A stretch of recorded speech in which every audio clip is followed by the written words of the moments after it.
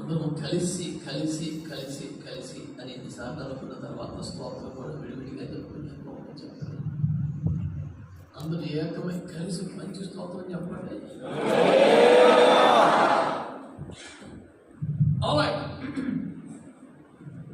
దేవుని బిడ్డలారా,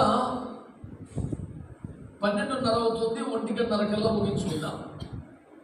ఈ గంట సేపు వాక్యము ప్రార్థనలో మీరు పూర్తి ఏకాగ్రత ఉంచాలని, మీ సెల్ ఫోన్లన్నీ సైలెంట్లో పెట్టడమో స్విచ్ ఆఫ్ చేయడమో చేయాలని,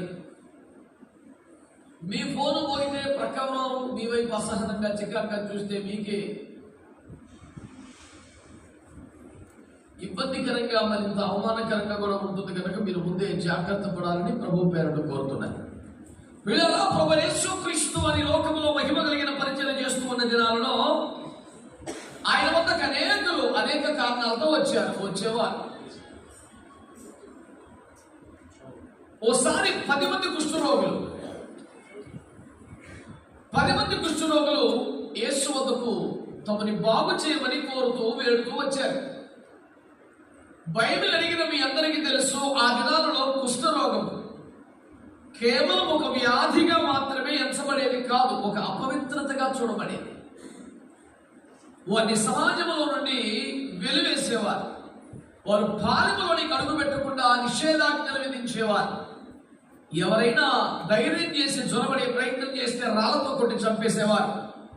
వ్యాధి తగ్గింది అని వారు మొరపెట్టుకున్నా యాజకుని వద్దకెళ్ళి కనపరుచుకుంటే అతను ధృవీకరిస్తే తప్ప, శుద్ధ జలములు చల్లితే తప్ప మళ్ళా సాధారణ జీవనానికి ఊర్లోకి కుటుంబంలోకి అడుగుపెట్టే అనుమతులు ఉండేవి కాదు.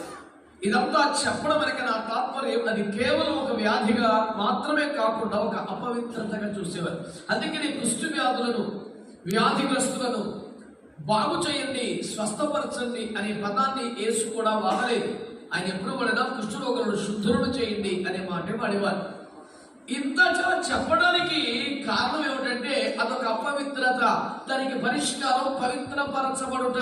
అందుచేత దీన్ని పాపమునకు సాదృశ్యంగా బైబిల్ పండితులు, దైవజనులందరూ ప్రస్తావిస్తూ ఉంటారు. దానిని ఒక అపవిత్రతగా ప్రస్తావిస్తారు. ఆ అపవిత్రత తీసివేయబడాలని, వారు పరిశుద్ధపరచబడాలని కోరుతూ ఉంటారు.